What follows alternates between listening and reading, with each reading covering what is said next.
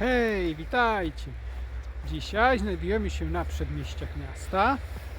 W tle ogródki działkowe w zimowej odsłonie.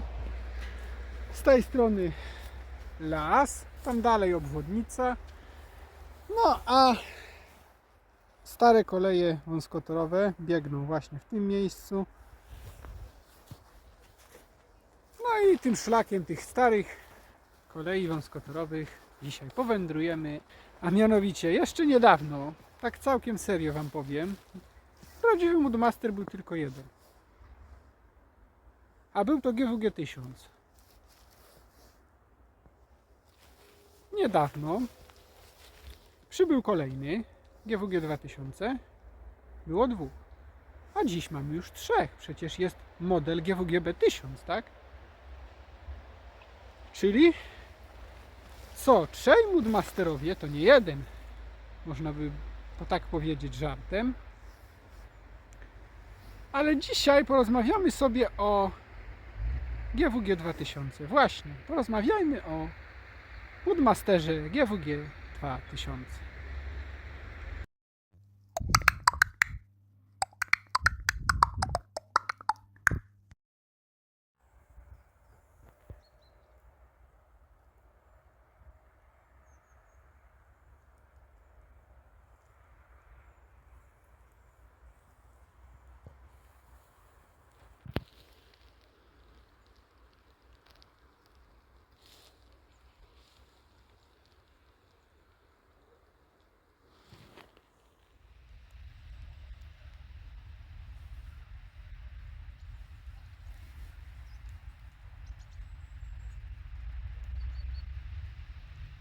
Moje pierwsze spotkanie z GWG 2000 nastąpiło bardzo niedawno, no nie będę to ukrywał, jakieś 2 tygodnie temu, kiedy to mój najlepszy kumpel od zegarków Marceli postanowił mi ten model wypożyczyć na poczet filmów, na poczet testu. I powiem wam tak, jakie są moje wrażenia po przesiadce z GWG 1000, który mam już od naprawdę od długiego czasu, bodajże od 1,5 roku, przesiąść się na ciut mniejszy, nowszy model po tuningu GWG 2000. Moim zdaniem jest to taki troszeczkę Transformers, że tak to nazwę. Wygląd jest taki szokujący, tam GWG 1000 to jest taki stonowany.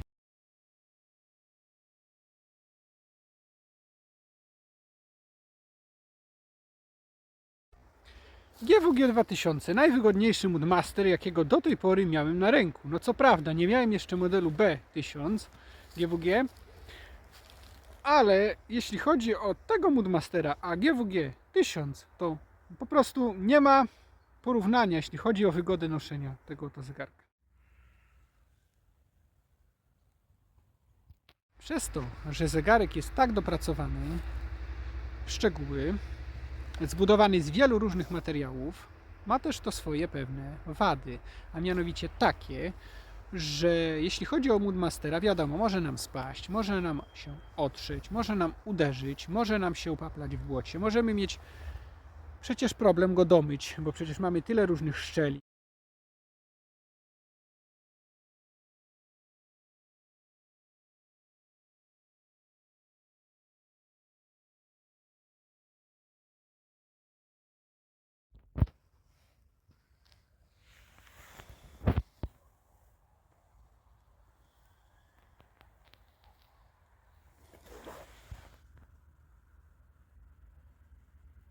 Drodzy, ja jestem tutaj po to i nagrywam ten film po to, żeby wam uświadomić po prostu, czym jest Moodmaster, czym jest GWG 2000, że to jest naprawdę świetny zegarek. Ja broń Boże go nie ganię, ja broń Boże nic złego o nim nie mówię, ja tylko wam uświadamiam pewne za i przeciw, jeśli chodzi o ten oto zegarek. Zegarek jest naprawdę mega i powiem wam szczerze, że gdybym nie miał GWG 1000, to bym musiał go posiadać, po prostu bym musiał, może nie w tej wersji kolorystycznej, ale w innej, ale posiadać bym go musiał. Jeśli ktoś jest kolekcjonerem, jeżeli ktoś zbiera te zegarki, a również jeżeli ktoś chce solidny, mocny zegarek na lata i na wyprawy, to Moodmaster to jest obowiązkowa pozycja. To jest pozycja obowiązkowa wśród zegarków G-Shocka. Pamiętajcie o tym. Oczywiście nie są to tanie zabawki, ale nie wyobrażam sobie bez modelu GWG czy 1000, czy 2000, czy B1000, po prostu bez Moodmastera nie wyobrażam sobie kolekcji G-Shocków.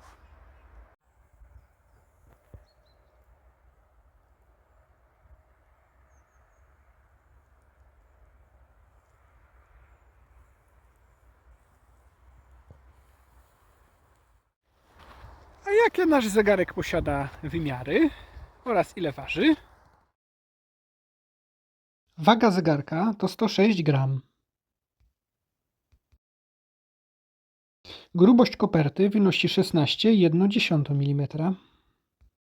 Szerokość koperty wynosi 55,4 mm. Długość koperty wynosi 61,2 mm.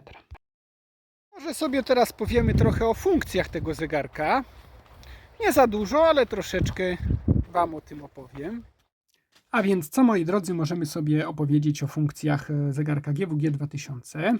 Mogę Wam powiedzieć tyle, że model GWG 1000 posiada identyczne funkcje oraz w identyczny sposób dokonuje się kalibracji tych funkcji w obu tych modelach GWG 1000 i GWG 2000. Czyli praktycznie są to tak naprawdę identyczne zegarki, jeśli chodzi o moduły. Można byłoby to tak powiedzieć. Dobrze, moi drodzy, a więc tak. Po kolei przyciskiem Mode będziemy przechodzić przez funkcje i będę Wam je omawiał. Pierwsza funkcja to barometr. No to wiadomo, pokazuje nam aktualne ciśnienie naszego otoczenia. Aby dokonać kalibracji barometru, wykręcamy koronkę. Jak już koronka nam się zwolni, wysuwamy ją. Usłyszymy piknięcie, tak jak było to przed chwilą. No i dokonujemy kalibracji poprzez pokręcanie koronką w górę bądź pokręcanie koronką w dół. Tak to mniej więcej wygląda. Jeśli już ustawimy żądaną wartość, wciskamy koronkę, no i oczywiście ją zakręcamy. Dobrze. Kolejną rzeczą jest temperatura, czyli termometr. Pokazuje on nam temperaturę otoczenia. Oczywiście, żeby zegarek pokazywał w miarę poprawną temperaturę otoczenia, musi być zdjęty z nadgarstka i położony na kilka minut po prostu luzem, tak żeby nie było z żadnej strony żadnego oddziaływania, które mogłoby zakłócić poprawny odczyt temperatury. I teraz tak, moi drodzy, część z Was kalibruje zegarek na ręku, dokonuje kalibracji właśnie temperatury, bo mówi, że na ręku będzie miał poprawne odczyty, nie będzie musiał go ściągać z ręki. Dobrze, moi drodzy, ale to nie będą 100% poprawne odczyty. To mówię od razu. Ja nie jestem zwolennikiem tego typu kalibracji. Ja wolę jednak zdjąć ten zegarek, położyć i niech on na spokojnie po paru minutach mi pokaże prawidłowy wynik. A jak dokonujemy tej kalibracji? No to tak samo jak w przypadku barometru. Wykręcamy koronkę, wyciągamy. Widzicie? Wskazówki nam za każdego razu dają. No i dokonujemy kalibracji w górę bądź w dół, jeśli chodzi o termometr. Wciskamy koronkę, potwierdzamy. No i oczywiście zakręcamy, bo nie będziemy jej już używać. Dobra. Dalej mamy funkcję Recall, czyli funkcję zapisów naszego wysokościomierza. Funkcja ta z zapisów zapisuje nam również daty, godziny, w którym czasie na danej wysokości byliśmy. I teraz tak, o ile minimum, maksimum zapisuje się automatycznie, mamy jeszcze do dyspozycji 30 wpisów, których możemy dokonać manualnie. Zaraz Wam pokażę, jak to się robi. Musimy po prostu wyjść z tego do timekeepingu. Wchodzimy w wysokościomierz, mamy 80. No i dobrze, no i teraz tak. Chcemy dokonać zapisu. Przytrzymujemy dolny prawy przycisk tak długo, widzicie, aż charakterystyczny pik będzie. No i dobrze. No i teraz sobie możemy wejść w funkcję recall. I teraz tak. Górnym i dolnym prawym możemy sobie pomiędzy te wartości przechodzić. Drugi, czyli dzisiaj i dzisiejsze 80 metrów oraz godzina 14:23. Widzicie? Działa to właśnie w taki oto sposób. Jest jeszcze oczywiście wartość wznoszenia się oraz wartość spadku. Odpowiednio zapisana jako ASC bądź DSC. Zobaczcie.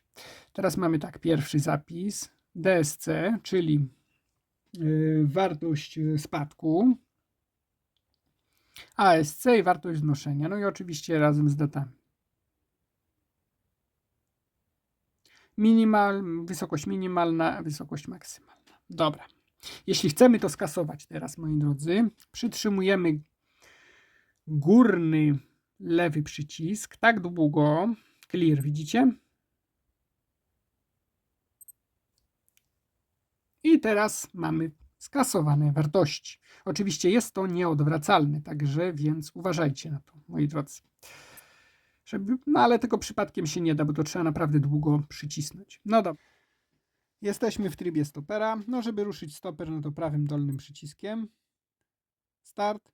Stop również prawym dolnym przyciskiem. Możemy również ponowić prawym dolnym przyciskiem i znowu zatrzymać. Natomiast jeśli chcemy wyzerować, no to wiadomo, że górnym prawym przyciskiem zerujemy.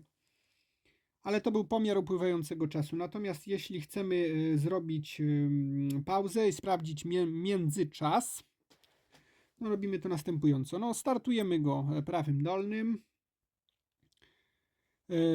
Prawym górnym mamy międzyczas, co nam się pojawia SP, widzicie? Zwolnienie międzyczasu również prawym górnym. Stop prawym dolnym. Natomiast żeby wyzerować, no to prawym górnym. Dobrze, moi drodzy, jeśli chodzi o stoper, muszę Wam jeszcze powiedzieć, że zakres pomiaru stopera wynosi 23 godziny 59 minut i 59 setnych sekundy. No i chyba to tyle z tych podstawowych informacji, które na temat stopera chciałem Wam przekazać. Dobrze, moi drodzy, timer. Jeśli chodzi o timer, możemy sobie go ustawić w pełnych minutach. Nie możemy tutaj na przykład pół minuty sobie ustawić, ale w pełnych minutach. No i możemy sobie ustawić maksymalnie 60 minut, czyli między minuta, 2 minuty, 3, 4, no tak do 60 minut. Natomiast nie możemy pół minuty ustawić. No nie wiem, dlaczego akurat producent zastosował w ten sposób timer w tym zegarku, ale jest to identyczne w GWG 1000. No nie wiem, no taki po prostu jest. No trochę szkoda, ponieważ ten timer byłby używany do rzeczy bardziej precyzyjnych, na przykład jakieś treningi 30-sekundowe na siłowni czy coś. No niestety, ale nie możemy tego timera wykorzystać w ten sposób. No ale jak to mówią, jak jest, tak być musi, nic na to nie poradzimy. No tu akurat mam ustawiony na 4 minuty. Żeby go wyruszyć, no to musimy prawym dolnym, czyli timer nam ruszył. Oczywiście jeśli timer dojdzie do zera, rozlegnie się dźwięk zegarka poprzez takie pikanie, który będzie nas powiadamiał o tym, że skończył się po prostu czas odliczania naszego timera. No tak to właśnie wygląda, jeśli chodzi o timer. Oczywiście zatrzymujemy go również dolnym prawym. Możemy go wyzerować, czyli powrócić do stanu, który był wcześniej, czyli 4 minuty, do górnym prawym przyciskiem. Dobrze, moi drodzy. Następnie mamy alarmy. Mamy 5 alarmów. Oczywiście możemy sobie je dowolnie konfigurować. 4., 3., 2., 1. Akurat tu wszystkie są wyłączone. Oraz sygnał pełnej godziny. Czyli po prostu będzie pełna godzina, będzie nam charakterystycznie pik zrobi zegarek. On i off. Widzicie? Lewy górny przycisk. Natomiast żeby ustawić godzinę alarmu, no to wyciągamy koronkę i sobie odpowiednio ustawiamy odpowiednio godzinę. Zwróćcie uwagę, że za każdym razem Wskazówki zatrzymują się nam na godzinie. Zobaczcie. 14.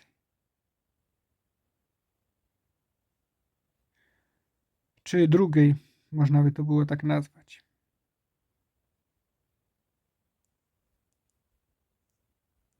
Dobrze, ustawimy sobie na 0. Wkręcimy koronkę. Powiem Wam szczerze, ta koronka, jeśli chodzi o model GWG 2000, jest bardzo fajna. Bardziej mi się podoba niż koronka z modelu GWG 1000. Lepiej ją czuć, fajnie się pokręca. No jest fajniejsza, naprawdę jest fajniejsza. I nie jest tak mocno schowana. Dobrze.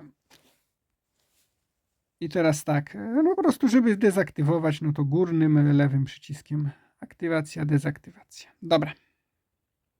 To tyle jeśli chodzi o alarmy. Dalej mamy czas światowy. No czas światowy, no to wiadomo, żeby sobie zmienić ustawienia czasu światowego, no to wyciągamy sobie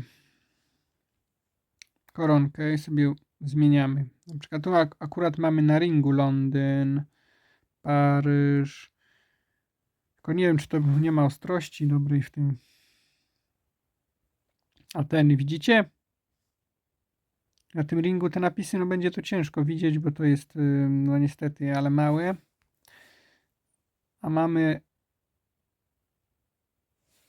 kiepską ostrość. Może teraz będzie bardziej widać. No dobra, ale ustawmy sobie na przykład Nowy Jork. O, ustawimy sobie Nowy Jork. Potwierdzimy to. Kręcimy koronkę. No i mamy czas w Nowym Jorku, tak?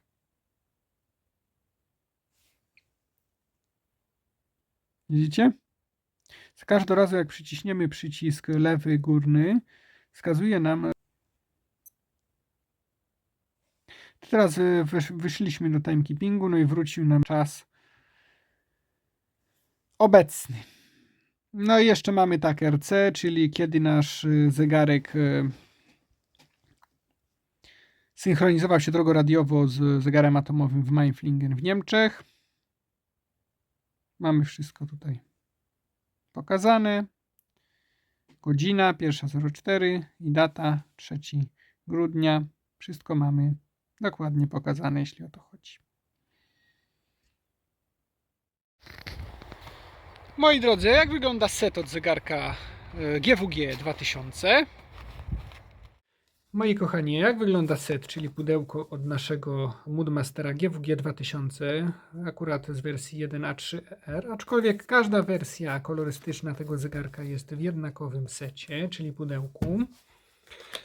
W pudełku znajduje się oczywiście, no tu akurat jest taka karta reklamowa, można sobie ją oczywiście postawić na takim stojaczku, żeby sobie tak stała fajnie na półce, nam ozdabiała naszą szafkę, żeby wszyscy wiedzieli, że posiadamy Moodmastera i akurat, że to jest nasze GWG 2000, także bardzo fajny pomysł, fajna rzecz od Casio, jeśli ktoś lubi zbierać takie rzeczy, ale całkiem poważnie.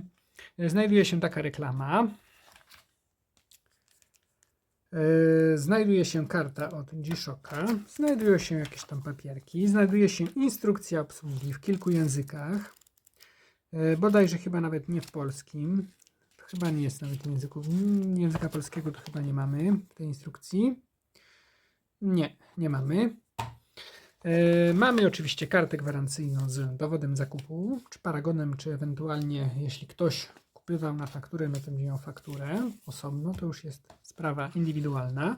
Ale co mamy w pudełku? W pudełku mamy clue, czyli puszkę. To jest najważniejsza rzecz tego pudełka, czyli taka fajna pucha, w kolorze oczywiście pudełka, bo to w zależności od wersji były również czarne. No nie wiem, czy akurat w modelu GWG 2000 były czarne puszki, ale różnie to bywało z różnymi modelami. Więc otwieramy, czarujemy i co mamy? Mamy naszego Moodmastera. No piękny, śliczny i cudowny zegarek. Otwieramy, wyjmujemy. I oczywiście mamy jeszcze przywieszkę, czyli to taką jakby reklamę naszego zegarka. O, żeby było wiadomo, że to jest taki Moodmaster. Jeszcze w środku mamy kod kreskowy. Widzicie? Także wszystko jest tak, jak być powinno, na wysokim poziomie. Oczywiście zdejmiemy tą przywieszkę, ponieważ ona jest nam niepotrzebna w tym momencie.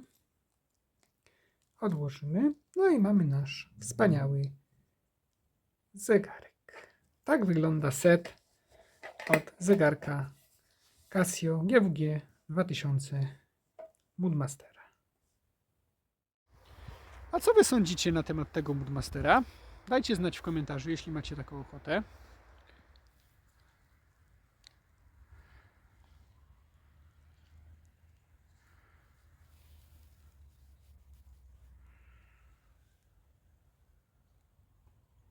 A jakie mamy rodzaje tych oto zegarków?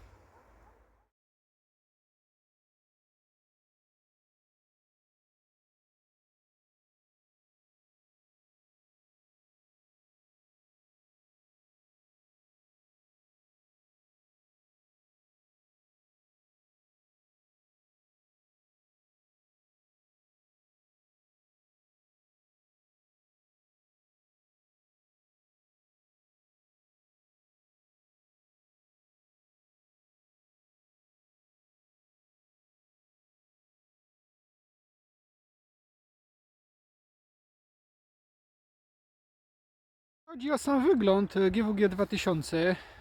Jest on bardzo podobny do GWG 1000, aczkolwiek widać jest nawet na pierwszy rzut oka pewne znaczne różnice. Jest mniejszy, posiada bezel z elementami karbonu oraz metalu, co jest od razu widać na pierwszy rzut oka. Za chwilę zresztą Wam pokażę oba zegarki, dla tych, którzy nie wiedzą, jak te modele wyglądają. Zobaczcie.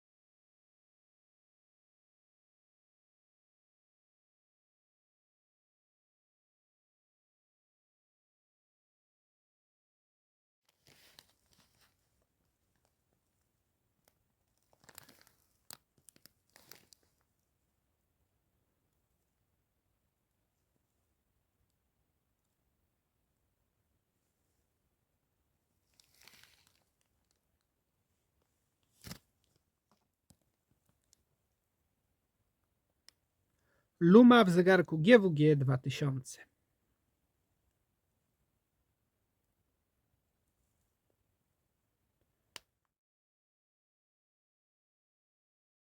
Dla porównania luma w zegarku GWG 1000. Zwróćcie uwagę na jej intensywność. A czy Was bawią takie zegarki jak Moodmastery?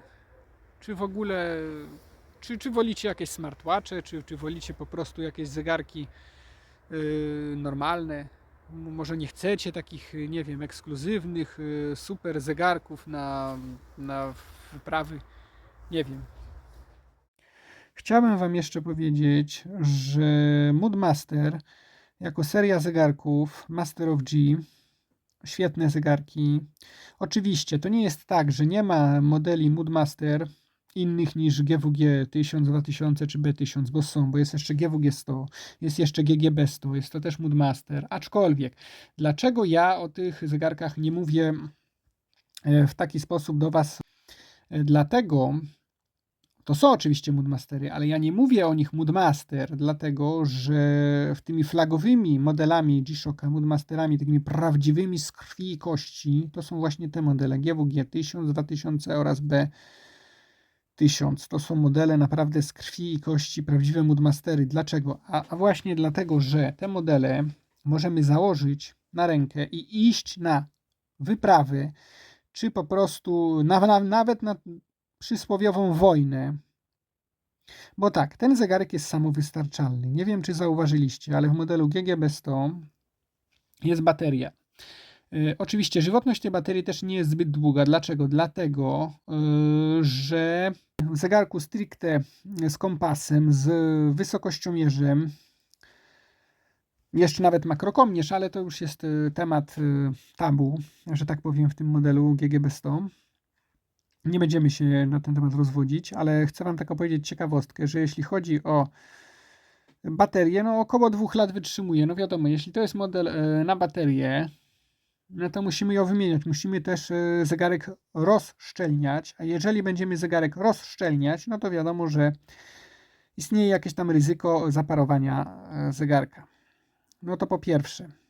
Po drugie, jeśli byśmy się wybrali na wojnę przykładową, czy w jakąś daleką podróż, no to myślę, że zegarek solarny, zasilany energią słoneczną w 100% zaspokoiłby nasze potrzeby, bo on by po prostu działał, nie musielibyśmy się martwić, bo się wyczerpie nim bateria, prawda? No to jest ważna sprawa. Kolejną ważną sprawą jest to, że model GGB 100 ma posiada tylko Bluetooth, a jeśli chodzi o jakąś wyprawę, no to też czy musimy ze sobą zabierać telefon na wyprawę? No to jest taki survival, wiecie, a jeżeli chodzi o survival, no to powinno być wszystko samowystarczalne, a te modele GWG 1000 jak i 2000 nie posiadają Bluetooth, ale tu nie o to chodzi. Posiadają multiband 6, czyli synchronizację z zegarem atomowym, co daje nam 100% pewność, że mimo tygodnia, 2 czy 3 tygodni rozłąki z Bluetooth czy z jakimkolwiek telefonem, mając na ręku tylko i wyłącznie zegarek typu Moodmaster, jesteśmy w stanie w 100% stwierdzić, że nasz czas pokazywany przez ten zegarek jest dokładny. To jest bardzo fajne i to mnie zawsze bardzo pociągało w zegarkach, które posiadały właśnie multiband 6, że one są w 100% dokładne, że ten czas pokazywany jest co do sekundy, tak jak być powinien. I to było coś wyjątkowego dla mnie, jeśli chodzi o te zegarki. Kolejna sprawa, zegarki GWG posiadają 1000 i 2000 też szkła szafirowe. Znaczy chodzi mi tu o flagowe Moodmastery. Szkła szafirowe, czyli odporność na zarysowania, czego model GGB 100 nie posiada, również GWG 100, nie? Już też o GWG 100 to już w ogóle jest model bez sensorów. Czyli to jest taki Moodmaster z niższej półki, że tak to nazwę. W dzisiejszym filmie cały czas wchodziło mi tu o flagowe modele Moodmasterów, nie o Moodmastery z niższej półki. W ogóle moim zdaniem Moodmaster na baterię to jest trochę nie ten pomysł, nie w tą stronę to powinno iść, no ale jak to mówię, dla każdego coś fajnego. Moim zdaniem, jeśli chodzi o Moodmastera, to prawdziwy Moodmaster z krwi i kości to tylko GWG z wysokiej półki, że tak to nazwę, moi drodzy.